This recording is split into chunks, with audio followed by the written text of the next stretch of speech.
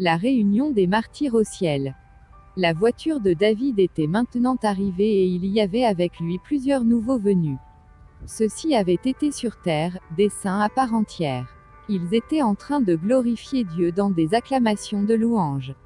Leurs visages rayonnaient de la lumière du ciel. Je vous reverrai plus tard.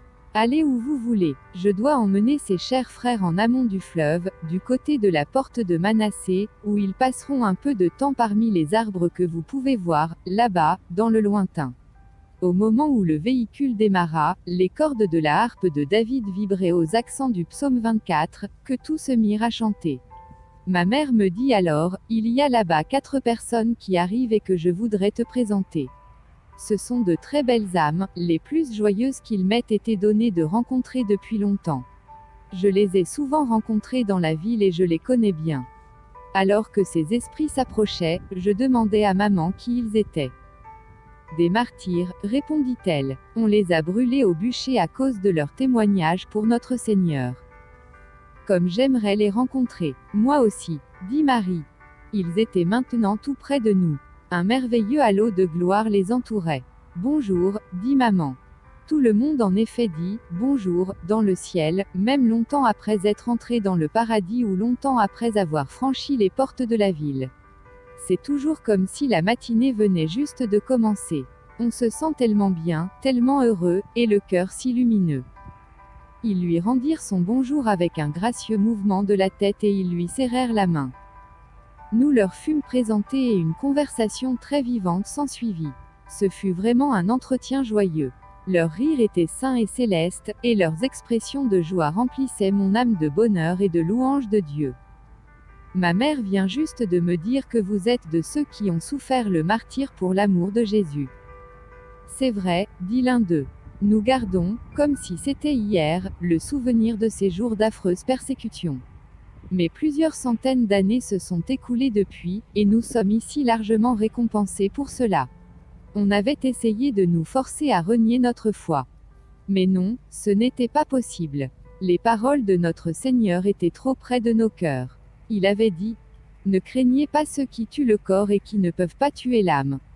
Craignez plutôt celui qui est capable de détruire à la fois l'âme et le corps dans l'enfer. » Matthieu 10h28, c'est vrai, nos souffrances ont été intenses. Mais elles ont pris fin rapidement. Et immédiatement, nous avons été introduits dans cette gloire. Et en bondissant hors de nos corps, nous avons crié victoire sur le feu et sur les ennemis. Comme il prononçait ces mots, je repensais à la parole des Écritures, lorsque Jean, le disciple bien-aimé, dit ceci. Quand il ouvrit le 5e sceau, je vis sous l'autel les âmes de ceux qui avaient été immolés à cause de la parole de Dieu et du témoignage qu'ils avaient porté. Ils crièrent, jusqu'à quand, Maître saint et vrai, tardes-tu à juger, à venger notre sang en le faisant payer aux habitants de la terre?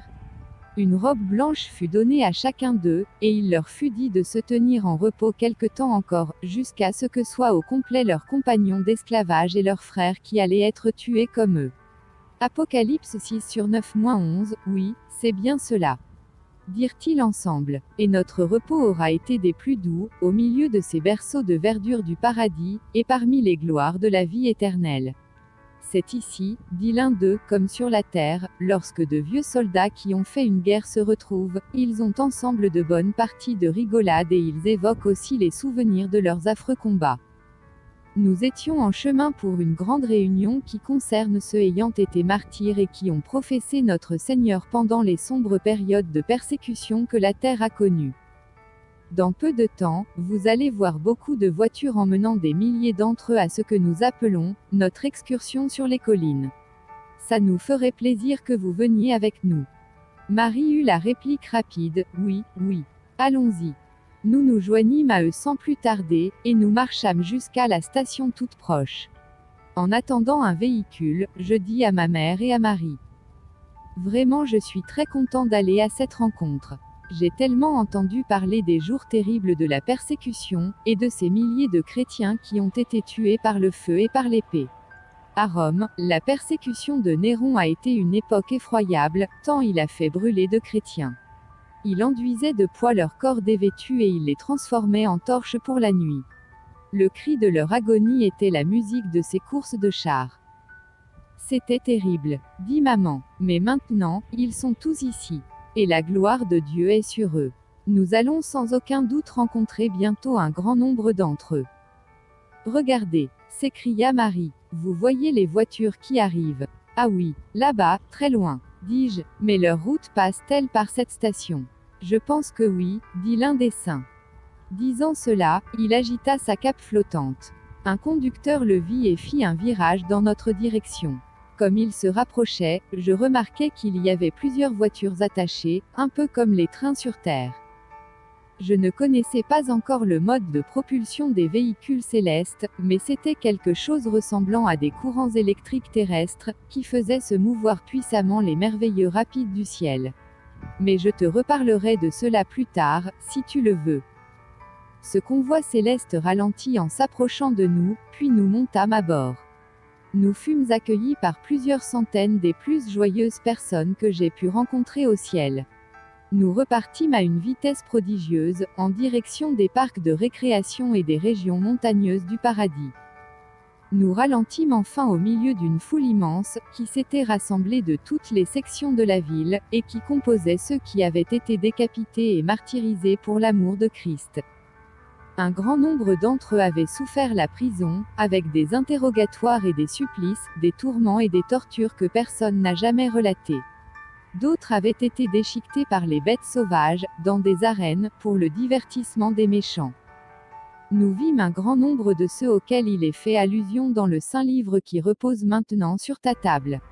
Car il parle de Gédéon et de Barak, de Samson, de Jephthé, de David, de Samuel, des prophètes et des autres qui ont connu l'épreuve cruelle de la moquerie et du fouet, ou les chaînes et la prison. Nous vîmes ceux qu'on avait lapidés, sciés en deux, torturés, ceux qui moururent tués par l'épée, ceux qui errèrent çà et là, vêtus de peaux de brebis et de peaux de chèvre, dénués de tout, persécutés, maltraités. Eux dont le monde n'était pas digne, et qui errèrent dans les déserts et les montagnes, dans les cavernes et les antres de la terre. Hébreux 11h32, 35 à 38. Il y avait parmi eux Jacques, qu'Hérode tua par l'épée. Il y avait Étienne, qui fut lapidé. En fait, presque tous les apôtres étaient là. Nous vîmes aussi Latimer et Thomas Hawks, et une centaine d'autres à côté d'eux qui avaient souffert en martyrs en Angleterre, sous le règne de celle qu'on avait appelée Marie la sanglante. Mais avec les milliers d'autres qui avaient scellé leur témoignage avec leur propre sang, ils étaient vraiment les plus joyeux de tous les hommes que j'avais pu rencontrer dans le domaine céleste. Pendant tout le temps que se déroula ce grand rassemblement, j'eus sous les yeux le spectacle de la joie débordante et des acclamations de louange de cette grande armée de saints, que ni le feu, ni l'épée, ni la prison, n'avaient pu détourner de la proclamation de Jésus. Je pensais en permanence à ce verset de l'Apocalypse de Jean où il est dit, « Je vis des trônes. À ceux qui s'y assirent fut donné le pouvoir de juger. » Je vis aussi les âmes de ceux qui avaient été décapités à la hache à cause du témoignage de Jésus et de la parole de Dieu, et ceux qui ne s'étaient pas prosternés devant la bête ni devant son image et qui n'avaient pas reçu la marque sur le front ni sur la main. Ils reprirent vie et ils régnèrent avec le Christ pendant 1000 ans. Apocalypse 20/4. L'apôtre Paul s'approcha de nous. Voyant que j'étais un nouveau venu à cette grande festivité, il me demanda: As-tu été martyr pour Jésus? Non, mais je l'aime intensément. J'espère ne pas être un intrus.